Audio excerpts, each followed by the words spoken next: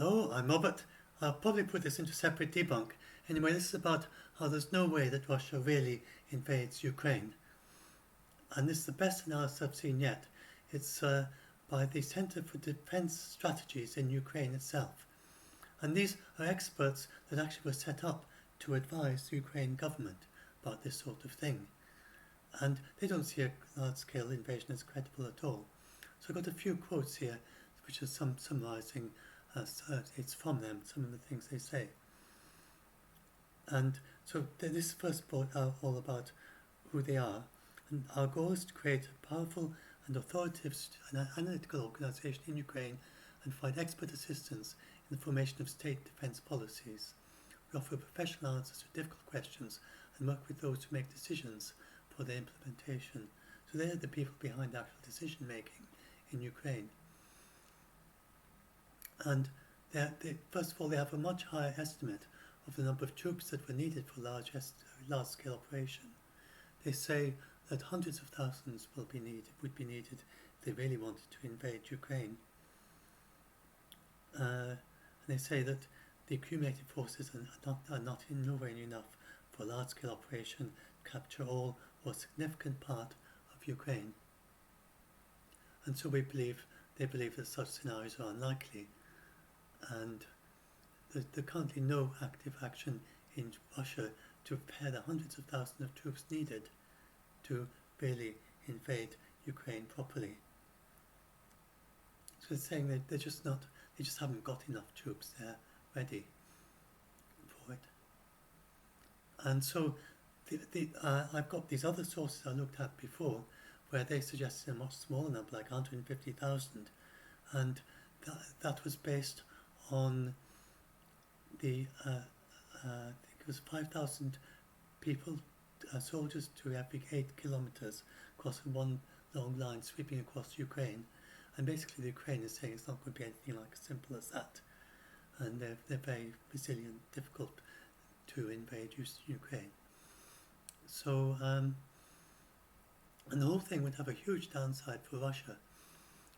In addition, such an operation will have extremely negative consequences for Russia if the formula for failed attack on Ukraine includes non-military components. So that's the international isolation and sanctions, which is going to happen if they did invade. That would be catastrophic for the general public in Russia, really impact on their standard of life and what they can do. And then a massive bombing campaign. So people on the BBC, we've got people suggesting, they're just going to do a lot of bombing of Ukraine and somehow submit them that way. But there's no way they're going to do that. That's not realistic, because their aim is to, if they did that, they would go completely against their plans to win the hearts and minds of Ukraine's Russian-speaking population.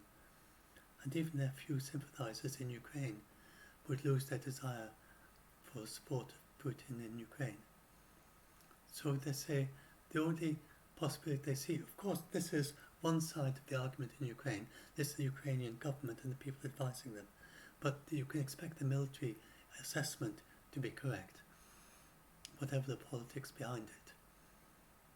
So the only possibility they see for a military operation is a small scale. So they could see, for instance, individual missile and airstrikes on military infrastructure as a way of supporting the ground operations of the separatists in Ukraine and as a means of psychological pressure. And they say that's still possible, that is possible, something small scale could be possible, an attempt to legitimize the entry of Russian troops for an armed escalation.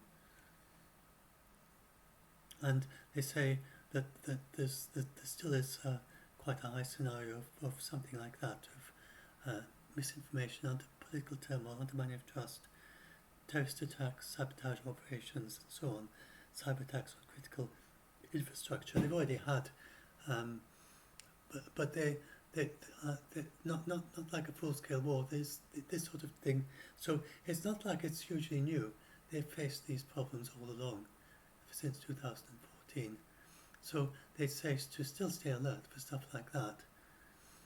and they don't think Russia is really planning to invade from the Black Sea. They think that the big blockade of the Black Sea, or near blockade, is just Russia testing how far they can go with their naval operations and testing to see what the response is, what the international response is. And then they talked about the idea of an attack on Kiev. So we've got people saying, because they've got so many exercises in Belarus, then people are saying on TV, I mean, there was one of the commentators on TV just earlier today, I think, or was it just today, I can't remember, early today, I think, was just saying that it seemed to have implied, it's going to be a very easy, quick rush over to Kiev, and in a few days they've captured Kiev and they've really taken quite a lot of control of Ukraine. And this analysis says, no, it's nothing like that at all. So the Ukrainians, of course, have got a border that is well guarded. So if you're not driving in tanks, and you're not buying missiles and so on, you can just drive very quickly from Belarus into Kiev.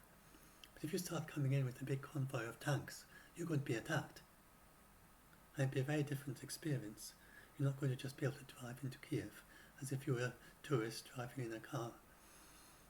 And they would have to capture the airports, railway stations and bridges. They have to get through the multi-level defence of the Northern Operation Command, and it would be a very slow operation. And it would be, because it would be necessary to get, so they have advanced troops up in that area, and as soon as they see an invasion starting, they would be right there, fighting back. And then, when eventually they get to Kiev, then they say that there's a population of 3 billion people there, and that's where they don't see anything like enough troops to subjugate 3 million people. You can't subjugate 3 million people with 30,000. So gaining control, many of whom are ready to resist the enemy, is a difficult and unrealistic task. And if you look, for instance, at the Iraq War, the United States, with very advanced weaponry, and against opponents who weren't very sophisticated at all in the weapons, they had long sieges of really quite small, not as big as 3 million, quite small, very determined resistance in city areas, and they just took them ages. So you can see from that, the idea that Russia could somehow subdue Kiev and be able to wander around in Kiev safely, wearing their uniform and so on, and set up a puppet government, and the puppet government is safe from attacks and so on. I mean, it's just not realistic. And then they say that if they did try to Kiev, then the resistant groups from all over Ukraine would join the resistance in Kiev, and they have very fierce resistant troops in Ukraine. They've got I talked about that in my previous debunks. So they've got a lot of background here, which they obviously don't go into because they're writing it for Ukrainians who already know this. But because this is an English translation of an article originally in Ukrainian to advise Ukrainians about the military situation. So they assume that the reader knows all these things. So that's why I'm filling in a few things as we go through, which I got from reading the commentators by people outside Ukraine. So the Ukrainians have a long reputation of fighting back against occupiers, against the Germans, against the Russians from the USSR, and before then too. And they have a battalion of like commandos, like sort of highly trained commandos, as it were, if you imagine it like that. They've got highly trained resistance fighters there already. And they would all be, and they're not, one of the commentators on the BBC gave the impression that these resistance fighters are all off in eastern Ukraine, but they aren't. A lot of them are in western Ukraine, and that's where they're kind of based. And so they'd be coming from all over Ukraine. I mean, that's where they live. So they'd be coming from all over Ukraine. They'd be coming to Kiev, and they'd be infiltrating amongst the people who already live in Kiev, and they'd be fighting back against the occupiers. and they'd all be attracted to that area to fight back and prevent them setting up a puppet government. And then suppose they say that there aren't any of the Russian fighters who might form a fifth column. He says that before in 2014, then there was a fifth column. So a fifth column is the origins of the phrase is not very well known. It's something to do with the Spanish Civil War or something, I think. I'm not sure. But a fifth column means a group of soldiers or a group of militants who are not in your army, but instead they're in the enemy's. So, for instance, they're behind the lines. They're behind the enemy lines. So you're attacking someone, and then you've got the fifth column, which are just infiltrated amongst their civilians, and it's either completely, it's either hidden, or it's something that is just they don't bother to hide themselves, and they're just driving around. And they're well known in the country that they're trying to invade.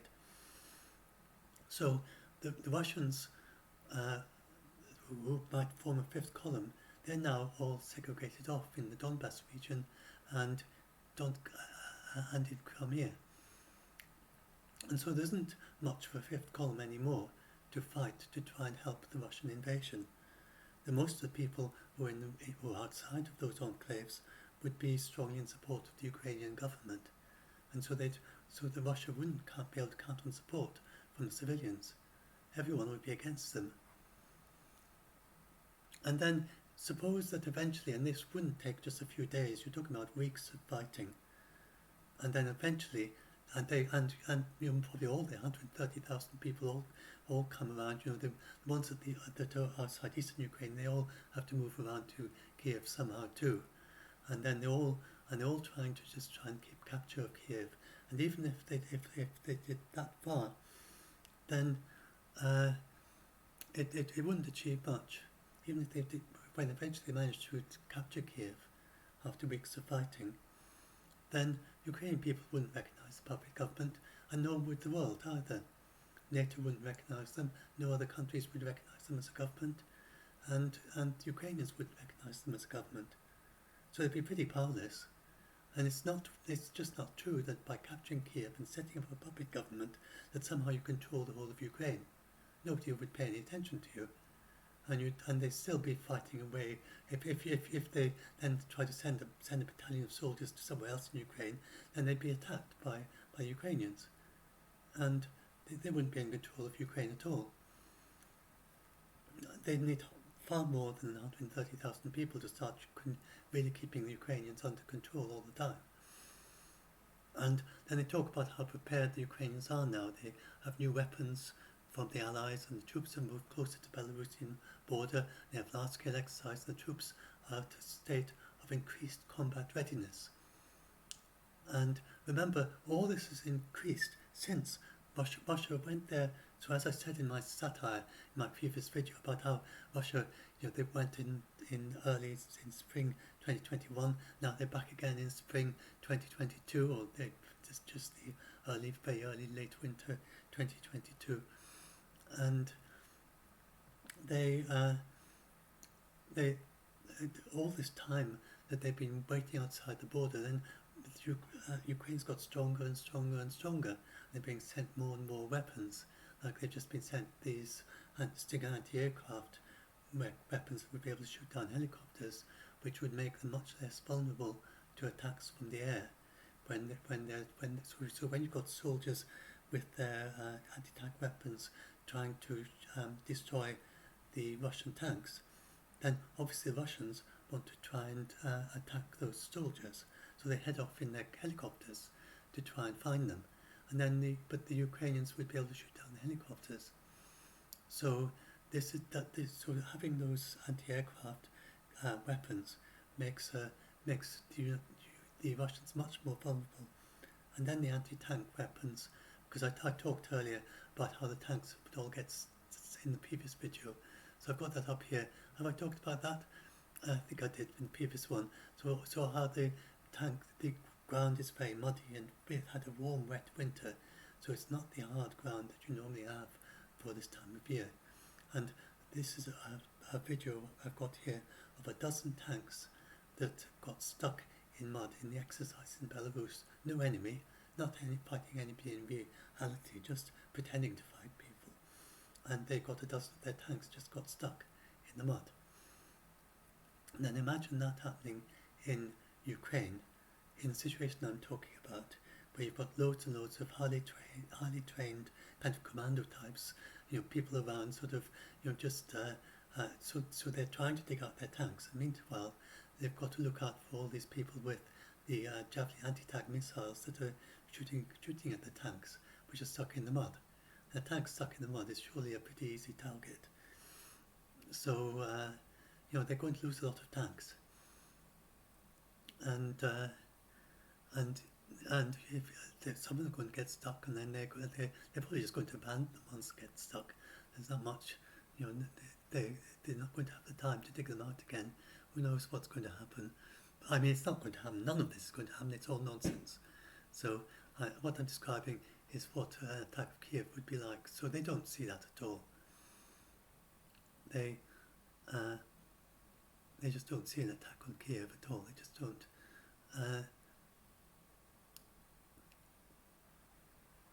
And the capture wouldn't achieve very much. And that and the level of preparation.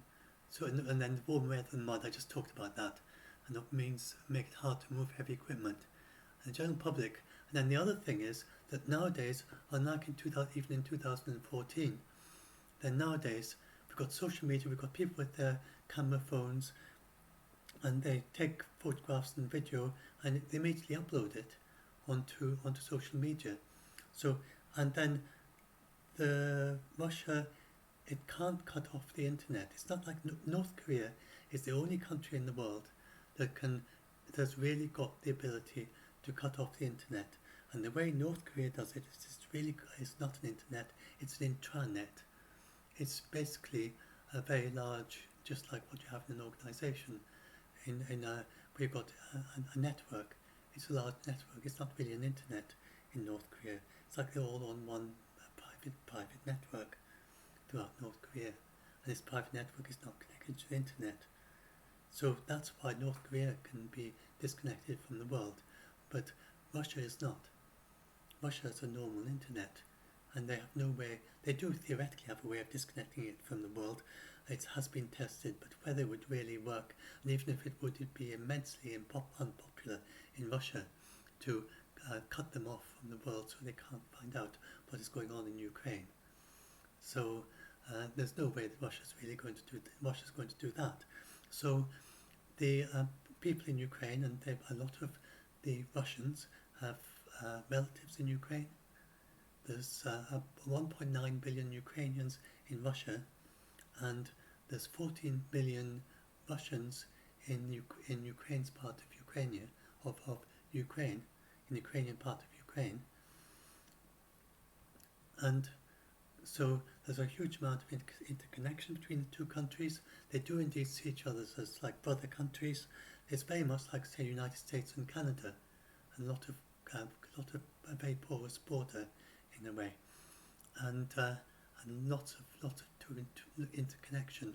So when the Ukrainians shoot down, if they shoot down and attack the Russian tanks, and they destroy the tanks, then there could be many in Russia who are going to see these videos uploaded on their friends' timelines, and they're going to upload videos saying, look, this is what happened in our village, or in our town, or our city.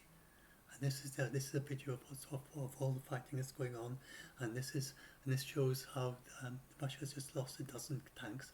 They all got stuck in mud, and then we blew them up, and or whatever it is that happened, and so it's going to be very different from previous situations. That all the Russians going to see photos and videos of their losses shared through social media, just like the video I just shared right now of tanks stuck in the mud in Belarus.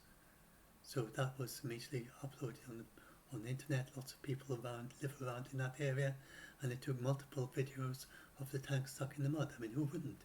If you were living in a house just next door and you see all these tanks stuck in the mud, then that's probably one of the biggest events that's happened in your year. So you'd be out there videoing it, and then you upload it on your timeline and say, look what's just happened just outside my house. We've got a dozen tanks stuck in the mud. So this is going to happen if there was an invasion, which we'll hope you'll see that there isn't going to be one. And there's very low support for the necessity of war in Russia, and the declining popularity of the elite and the general public fear a great war, which because Russia's had previous experience of great wars in the past. And if you're in the United States, the United States have never experienced a great war, even in World War II, not at home, whereas Russia has experienced it on their own ground, and in the not so distant past of their grandparents' time or whatever. So all these factors, they say, make the scenario of attack on Kiev very unlikely, and they look at other things, and I've looked at just most of it.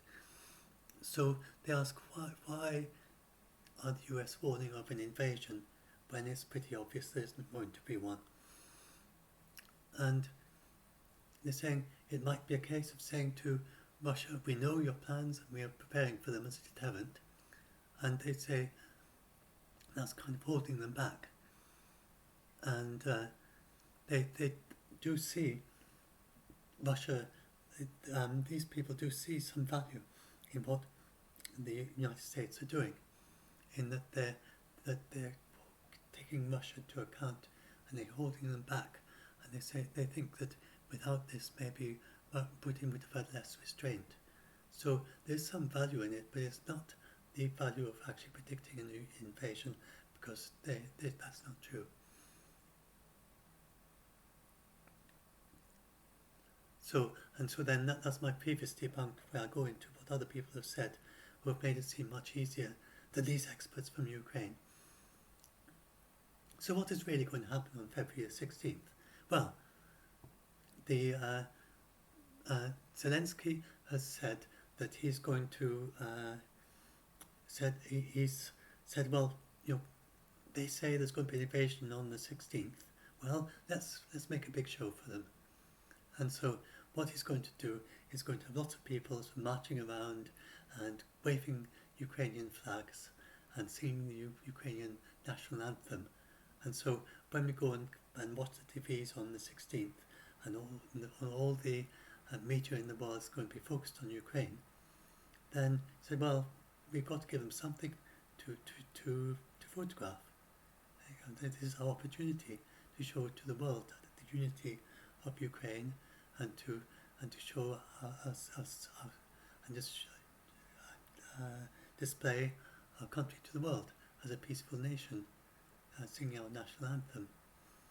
And so that's what Zelensky is going to do, so that's what you expect to see.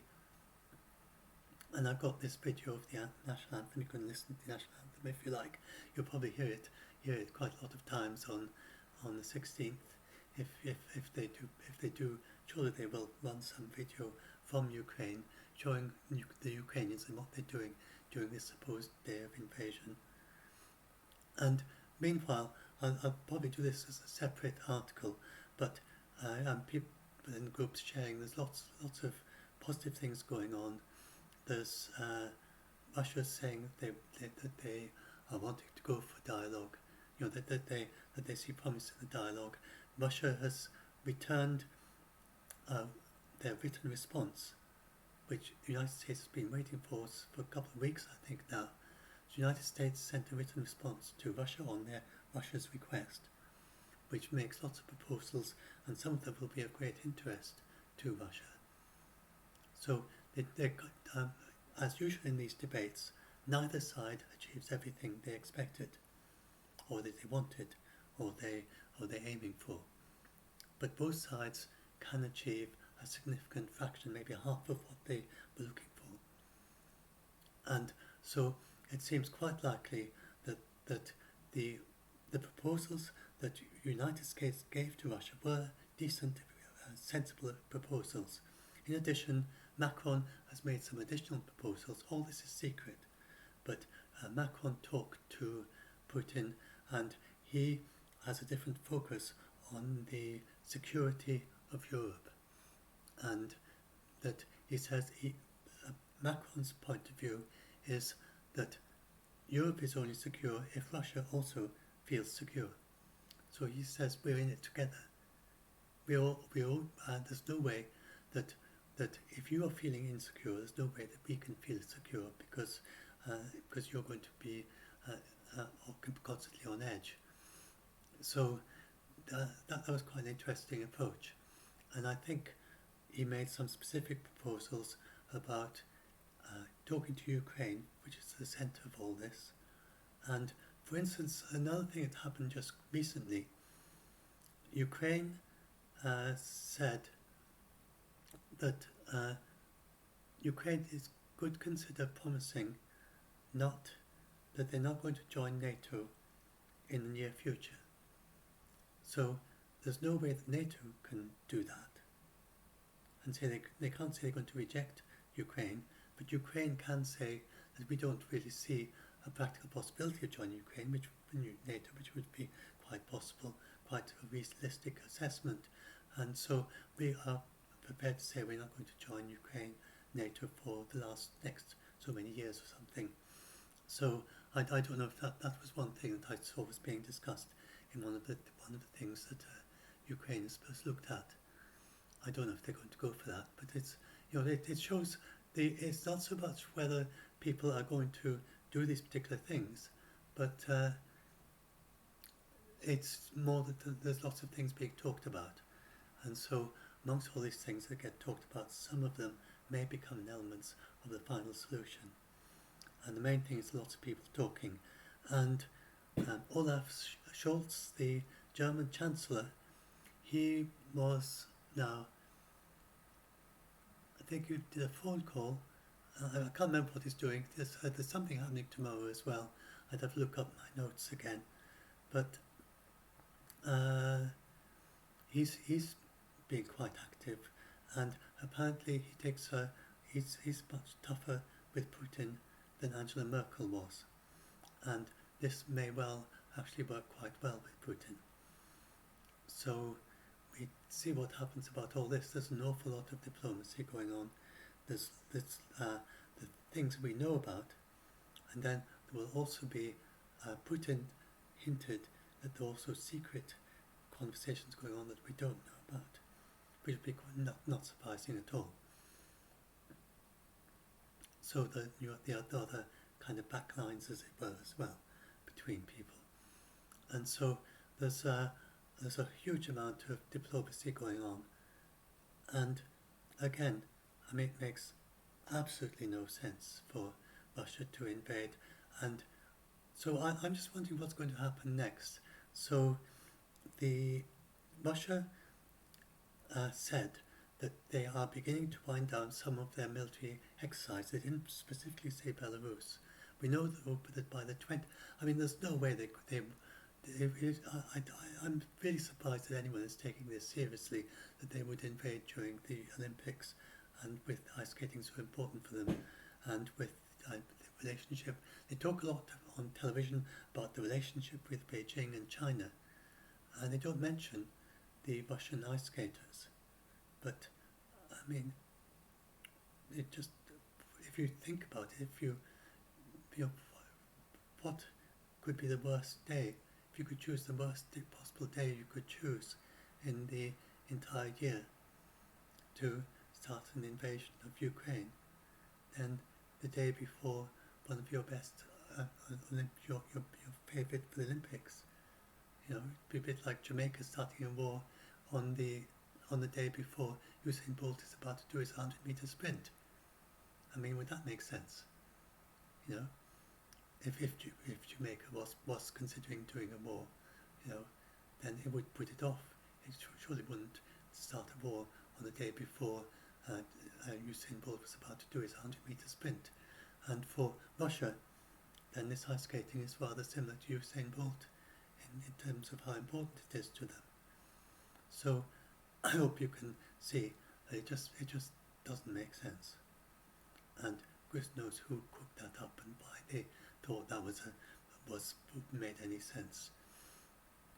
Anyway, so hopefully that's helped some of you. I know some of you are still getting scared and just doing what I can to help, and hopefully this gets you a little bit clearer picture of the situation. So yeah, we just have to, yeah. So I expect they will probably continue the Belarus military exercises, but maybe they will stop them early, or maybe they will just keep them up until the 20th. And in any case, they'll finish on the 20th. Then they'll go away. The Belarus ones will go away. The other ones will probably just stay there on the border for a bit longer, unless they come to some arrangement before then. But it'll be interesting to see what happens to the Western commentators, because every day for some weeks now, they've said Russia's going to invade. When Russia's exercise in the Black Sea ends, so they're no longer blockading there, and the exercise in Belarus ends, then will they keep on saying every day that Russia is about to invade? Well, I suppose we'll find out. But it's not something to worry about, because it's not going to happen. And as you see, it's very much a local thing. None of what I was talking about, so that long, when Ukraine talked about what it would be like if Russia invaded Ukraine, none of that involved Russia attacking any other countries. There's been no sense, there'd be no place in the plan for attacking Poland, for instance. Or what conceivable point could there be in attacking NATO for Russia? I mean, that would be the daftest thing ever. So, and of course there's no way, and NATO has made it very clear that they're going to send weapons to Ukraine. They're not going to take part themselves as combatants, only as trainers. So there's no way that this can lead to NATO fighting Russia. It's just not going to happen. And all the NATO forces there, the reason that NATO has sent a few thousand extra troops there are just to say, well, look, you're marching around with a big exercise in Belarus, and we better do something just to show that we're strong too. And so they're standing around or doing exercise and so on in neighbouring countries, and that's basically all that's happening. It's not something. It doesn't mean that they plan to attack anyone. They're not. So anyway, hopefully that helps, and I will just stop the recording and upload this.